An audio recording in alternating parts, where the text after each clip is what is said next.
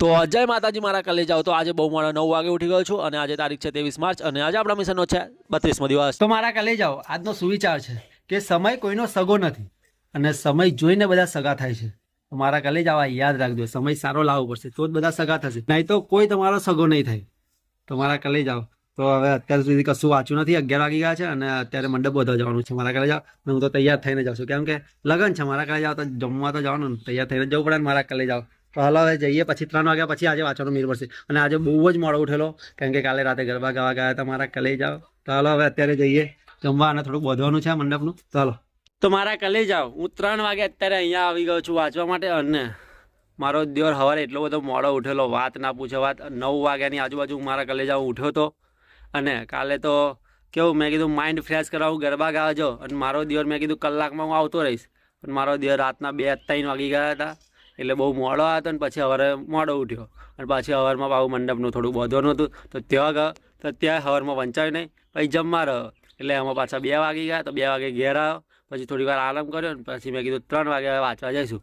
તો 3 વાગે ફાઇનલી હું આવી ગયો છું આપણા પરમાનન્ટ જગ્યા ઉપર વાંચવાની। પણ મારા કલેજાઓ અહીંયા મારો દિયોર ગરમી લાગે છે, આજે પવન જ નહીં અને મારો દિયોર આ ડીજે વાગે છે ને તો ગાવાનું મન થાય છે, ગાવાનું મન, પણ શું કરીએ હવે અત્યારે થોડી ગાવા જવાય મારા કલેજાઓ।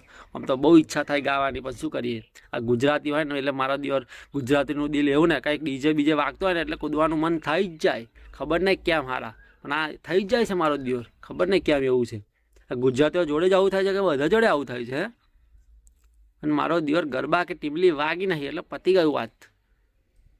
એવા ગયા અને બધાને તો એવું લાગે કે અમે પી ના ગાતા હોય એવું લાગે, પણ અસલમાં અમે નહીં પીતા મારા કલેજાઓ, અમે શુદ્ધ શાકાહારી છે, હે શુદ્ધ શાકાહારી છે, અમે કશું પીતા નહીં, કશું વ્યસન નહીં મારા કલેજાઓ। ખાલી એક જ વ્યસન છે, હવે પોલીસ બનવાનું વ્યસન છે અને ગરબા ગાવાનું કૂદવાનું વ્યસન છે મારા કલેજાઓ, બીજું કોઈ વ્યસન આપણને હે નહીં।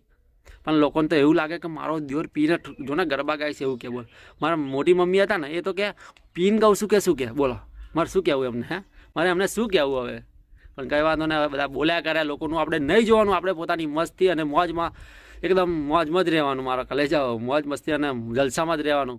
લોકો બળવા હોય તો બળે, લોકો જે વિચારવું હોય વિચારે, આપણે નહીં વિચારવાનું લોકોનું, લોકો શું વિચારશે એ આપણે વિચારશું પછી લોકો શું વિચારશે મારા કલેજાઓ, હે એમને બી એમને વિચારવા દો, એમનું કોમ છે વિચારવાનું તો વિચારે, આપણે આપણું કોમ કરવાનું ને। તો હાલો હવે વાંચવા માટે મારા કલેજાઓ બહુ બકચોદી ના કરાય। હાલો તો મારા કલેજાઓ સવારનું કંઈ વાંચ્યું નહીં અને આજે મોડો ઉઠ્યો હતો ને અને કેવું ટાયર્ડ ફીલ લાગે છે, શરીરને કેવું બહુ આળસ જેવું લાગે છે અને વાંચું છું ને અત્યારે તો કશું યાદ નહીં રહેતું, બધું બાઉન્સર જાય છે।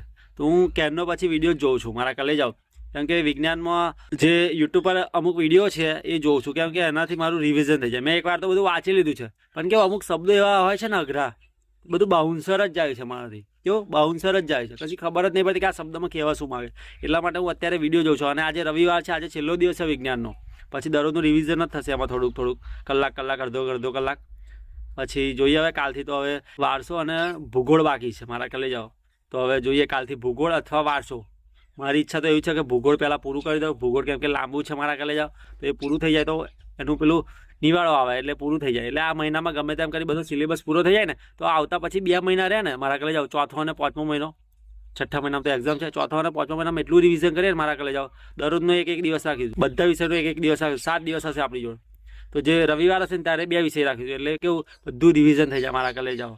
તો હાલો હવે અત્યારે હજુ વાંચીએ, થોડુંક વાંચવાનું તો મન નહીં થતું પણ હવે યુટ્યુબ પર જ રિવિઝન કરું છું કેરનું, તો હાલો હવે એના ઉપર જ રિવિઝન કરીએ મારા કલેજાઓ। હાલો તો મારા કલેજાઓ અત્યારે મેં સ્પેસનું કર્યું અને યુટ્યુબ પર જોઈને જ બધું કર્યું છે અને સ્પેસનું જે છે કે સેટેલાઇટ કઈ રીતે મોકલવાનું, કે કયા સેટેલાઇટથી શું થાય છે, જીપીએસ એ બધું છે, અમેરિકાનું જીપીએસ છે, ઇન્ડિયાનું નાવિક છે, એ રીતે બધું છે મારા કલેજાઓ।